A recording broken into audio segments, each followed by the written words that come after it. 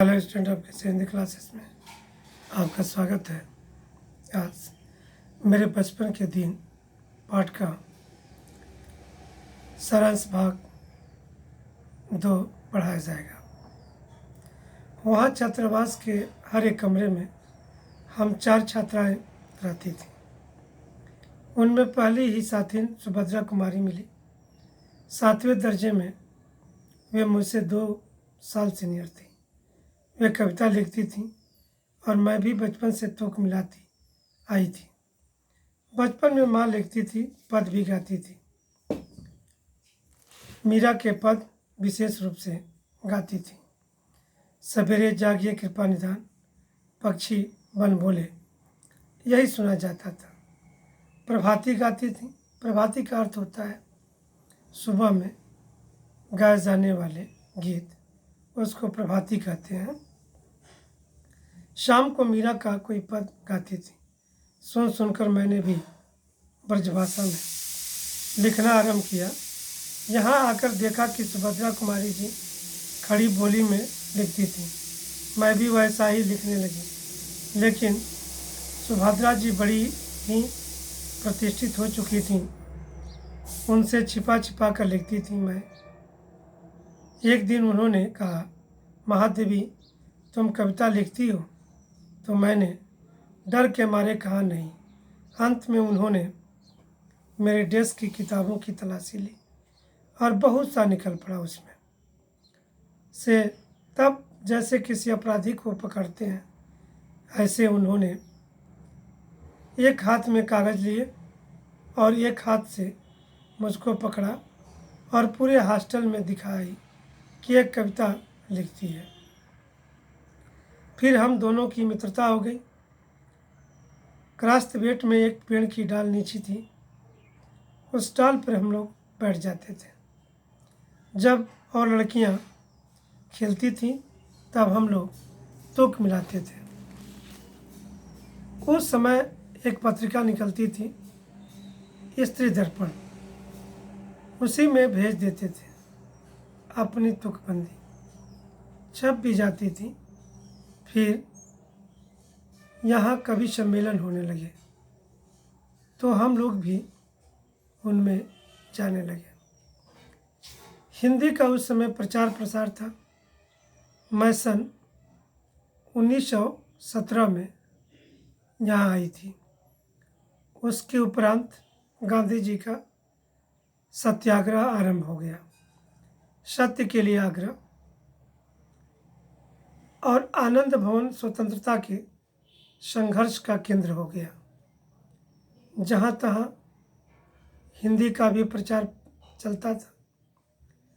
कवि सम्मेलन होते थे तो क्रास्तवेट से मैडम हमको साथ लेकर जाती थी। हम कविता सुनाते थे। कवि हरिऔध जी अध्यक्ष होते थे। कवि श्रीधर पाठक होते थे। कवि रत्नाकर जी होते थे। कभी कोई होता था। कब हमारा नाम पुकारा जाए बेचैनी से सुनते रहते थे।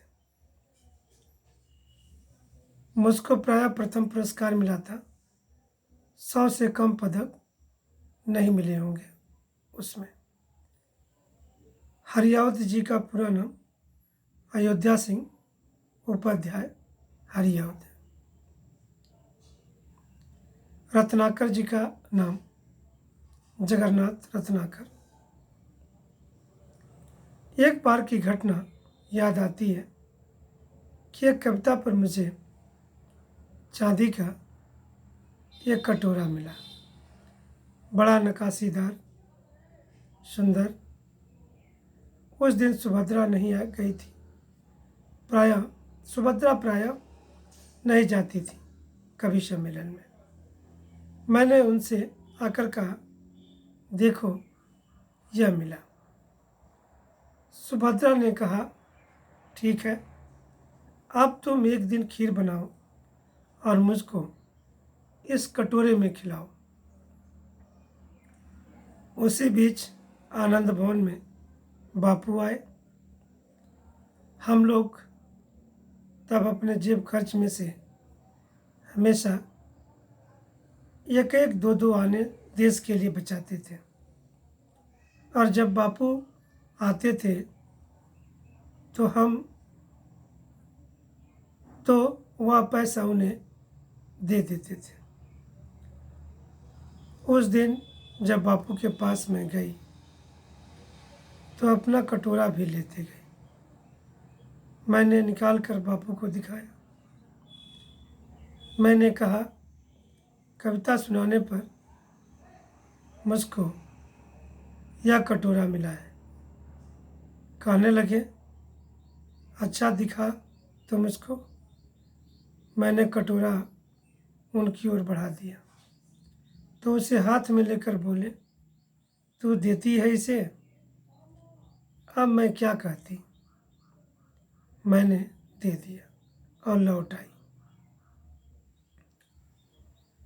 दुख यह हुआ कि कटोरा लेकर कहते, कविता क्या है, पर कविता सुनाने को उन्होंने नहीं कहा। लौटकर जब अब मैंने सुभद्रा जी से मिला और कहा कि कटोरा तो चला गया। सुभद्रा जी ने कहा, और जाओ दिखाने। फिर बोले, देखो देखो भाई, खीर तो तुमको बनानी होगी। अब तुम चाहे पीतल की कटोरी में खिलाओ, चाहे फूल के कटोरी में। फिर भी मुझे मन ही मन प्रसन्नता हो रही थी कि पुरस्कार में मिला अपना कटोरा मैंने बापू को दे दिया। सुभद्रा जी छात्रावास छोड़कर चली गए। तब उनकी जगह एक मराठी लड़की जेबू निशा हमारे कमरे में आकर रही। वह कोल्हापुर से आई थी। जेबून मेरा बहुत सा काम कर देती थी। वह मेरे डेस्क साफ कर देती थी, कविताएं ठीक से रख देती थी, किताबें ठीक से रख देती थी,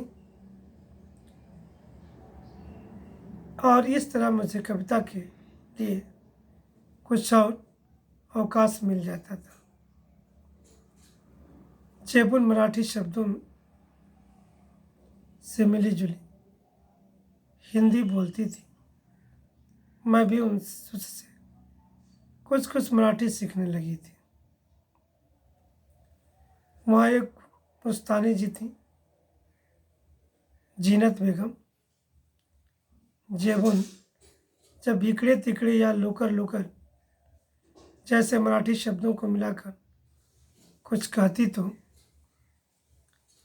उस्तानी जी से टोके बिना न रहा जाता था। वह देसी कौवा मराठी बोली। जेबून कहती थी, नहीं उस्तानी जी, यह मराठी कौवा मराठी बोलता है। जेबून मराठी महिलाओं की तरह किनारीदार साड़ी और वैसा ही ब्लाउज पहनती थी। कहती थी, हम मराठी हूँ तो मराठी बोलेंगे। उस समय यह देखा मैंने कि सांप्रदायिकता नहीं थी। जो अवध की लड़कियां थीं वे आपस में अवधी बोलती थी। बुंदेलखंड की आती थी, वे बुंदेली में बोलती थी।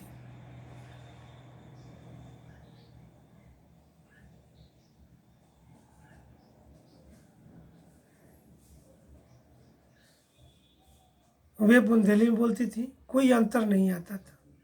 और हम पढ़ते हिंदी थे। उर्दू भी हमको पढ़ाई जाती थी, परंतु आपस में हम अपनी भाषा में ही बोलती थी। यह बहुत बड़ी बात थी। हम एक मेस में खाते थे, एक प्रार्थना में खड़े होते थे, कोई विवाद नहीं होता था। मैं जब विद्यापीठ आई तब तब तक मेरे बचपन का वही क्रम चला जो आज तक चलता आ रहा है।